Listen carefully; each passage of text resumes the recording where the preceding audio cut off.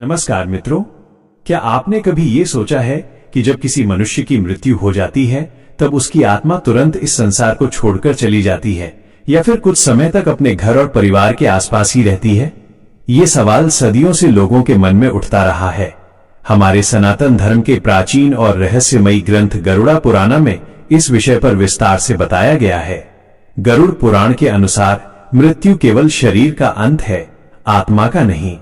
आत्मा अमर है, वो केवल एक शरीर को छोड़कर दूसरे सफर की ओर बढ़ती है। लेकिन क्या आप जानते हैं कि मृत्यु के बाद आत्मा तुरंत यमलोक नहीं जाती? गरुड़ पुराण के अनुसार मृत्यु के बाद आत्मा कुछ समय तक उसी घर और स्थान के आसपास रहती है जहां उसने शरीर छोड़ा था। आज की इस वीडियो में हम बहुत गहराई से जानेंगे कि मृत्यु के बाद आत्मा पूरे 13 दिन तक घर में क्यों रहती है, वो क्या महसूस करती है और उस दौरान उसके साथ क्या क्या घटित होता है। जब मनुष्य की मृत्यु होती है तब सबसे पहले उसकी प्राण शक्ति शरीर से निकलती है। उस समय आत्मा अपने शरीर को छोड़कर बाहर आ जाती है। लेकिन उस क्षण आत्मा को यह समझ में नहीं आता कि उसके साथ वास्तव में क्या हुआ है। वो अपने ही शरीर को निर्जीव पड़ा देखती है और अपने परिजनों को रोते हुए देखती है।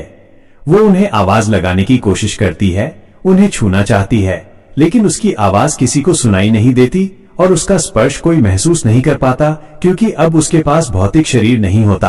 वो व्याकुल होकर इधर उधर भागती है, अपने प्रियजनों के गले लगना चाहती है, उन्हें ढांढस बंधाना चाहती है कि मैं यही हूं, पर सब व्यर्थ जाता है। गरुड़ पुराण में बताया गया है कि मृत्यु के बाद आत्मा लगभग 13 दिनों तक अपने घर के आसपास ही वास करती है। इन 13 दिनों के दौरान आत्मा अपने परिवार और अपने जीवन से जुड़े हर स्थान को देखती है। वो ये समझने की कोशिश करती है कि आखिर उसके मोह का संसार अब उससे क्यों छीन लिया गया है। इस समय आत्मा अपने परिजनों के सच्चे दुख और उनके विलाप को भी देखती है। वह देखती है कि कौन वास्तव में दुखी है और किसका दुख केवल दिखावा है।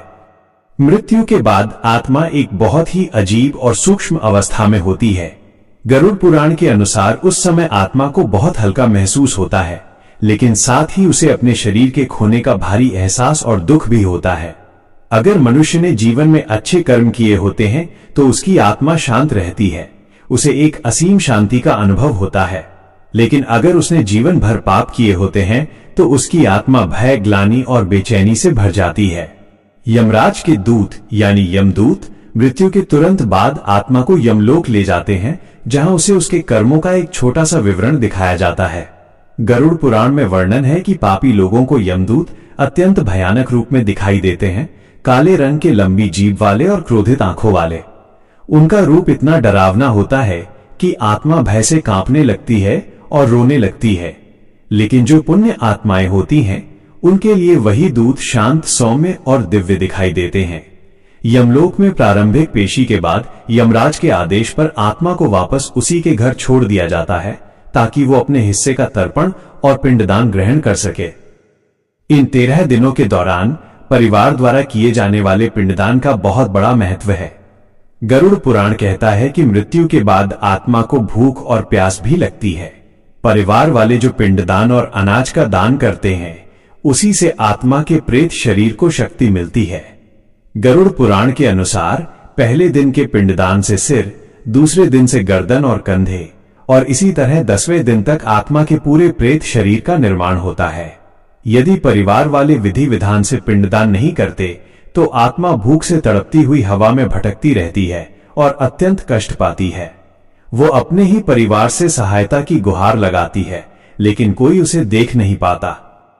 11वें और 12वें दिन आत्मा को भोजन कराया जाता है और 13वें दिन घर में जो 13वीं का संस्कार और ब्राह्मण भोज कराया जाता है, वो आत्मा की विदाई का मुख्य दिन होता है।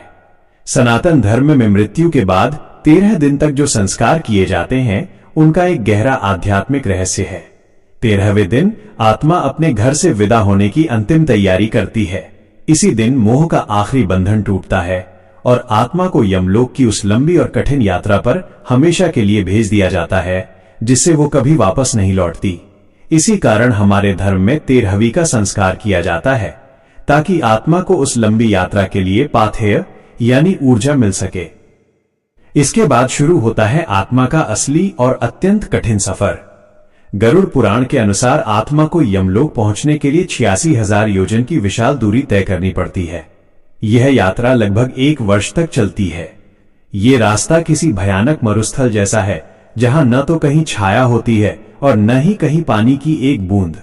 वहां सूरज की तपिश इतनी ज्यादा होती है कि आत्मा झुलसने लगती है। रास्ते में नुकीले कांटे और भयानक जीव उसे डराते हैं। इस यात्रा के बीच में 16 प्रमुख नगर आते हैं, जहां आत्मा को रुकना पड़ता है और अपने परिजनों द्वारा किए गए मासिक श्राद्ध का फल चखना पड़ता है। इस सफर का सबसे भयानक पड़ाव आता है वैतरणी नदी का। गरुड़ पुराण में वैतरणी नदी का वर्णन सुनकर रोंगटे खड़े हो जाते हैं। यह नदी 100 योजन चौड़ी है और इसमें पानी की जगह सड़ा हुआ रक्त, मांस, हड्डियां और दुर्गंध भरी होती है। इसमें भयानक मगरमच्छ और हिंसक पक्षी होते हैं जो आत्मा को नोचते हैं। जो पापी होते हैं वे इसमें डूबते उतराते और असहनीय चीखें मारते हुए जाते हैं, लेकिन जिन्होंने अपने जीवन में गौदान या अन्य दान किए होते हैं उनके लिए एक नाव प्रकट होती है और वे इसे आसानी से पार कर लेते हैं। पूरे 1 साल की इस कठिन यात्रा के बाद आत्मा अंततः यमराज की पुरी यानी यमलोक पहुंचती है। वहां धर्मराज के भव्य दरबार में भगवान चित्रगुप्त खड़े होते हैं। चित्रगुप्त के पास हर मनुष्य के कर्मों का बारीक से बारीक लेखा जोखा होता है। उनके अग्रसंधानी रजिस्टर में आपके द्वारा किया गया एक एक छोटा पुण्य और एक एक गुप्त पाप दर्ज होता है। वहां न तो कोई सिफारिश चलती है, न धन का प्रभाव और न ही कोई झूठ। वहां केवल आपके कर्म गवाही देते हैं। सनातन धर्म में कर्म का सिद्धांत ही सर्वोच्च है। यमलोक में महान्याय होने के बाद ये तय होता है कि आत्मा को स्वर्ग के सुख भोगने हैं या नरक की भीषण यातनाएं झेलनी है। गरुड़ पुराण में 28 प्रकार के नरकों का वर्णन है, जहां पापियों को उनके कर्मों के अनुसार कठोर दंड दिया जाता है। ये सब सुनने में डरावना लग सकता है, लेकिन इसका उद्देश्य हमें डराना नहीं बल्कि जीवन की गरिमा समझाना है। निष्कर्ष ये है कि गरुड़ पुराण हमें सिखाता है कि मृत्यु कोई अंत नहीं है, बल्कि यह एक दर्पण है जो हमें हमारे जीवन की सच्चाई दिखाता है। यह यात्रा केवल शरीर का त्याग है, परंतु आपके कर्म आपके साथ साये की तरह चलते हैं। मृत्यु के बाद आपके साथ न आपका बैंक बैलेंस जाएगा, न आपकी पद प्रतिष्ठा और न ही आपका सुंदर शरीर। आपके साथ केवल आपके द्वारा किए गए सत्कर्म और दूसरों की दुआएं जाएंगी। इसलिए मित्रों, अपने जीवन के हर दिन को एक अवसर समझें। हमेशा अच्छे कर्म करें, धर्म की रक्षा करें, जरूरतमंदों की मदद करें और सत्य का मार्ग चुनें, क्योंकि जब यह संसार आपको पीछे छोड़ देगा और आप उस वैतरणी के किनारे अकेले खड़े होंगे, तब केवल आपके पुण्य ही उस अंधेरे में दीपक बनकर आपका मार्ग प्रशस्त करेंगे। अगर आपको सनातन धर्म और गरुड़ पुराण के ऐसे ही गूढ़ रहस्य जानने हैं तो इस वीडियो को लाइक करें, इसे अपने मित्रों और परिजनों के साथ साझा करें ताकि वे भी जागरूक हो सकें। अपने विचार और सवाल कमेंट बॉक्स में जरूर लिखें और ऐसी ही और ज्ञानवर्धक वीडियो के लिए हमारे चैनल को सब्सक्राइब करना न भूलें। हमेशा याद रखें, जीवन एक यात्रा है और इसके अंत के बाद की यात्रा हमारे आज के कर्मों पर टिकी है। जय श्री कृष्ण।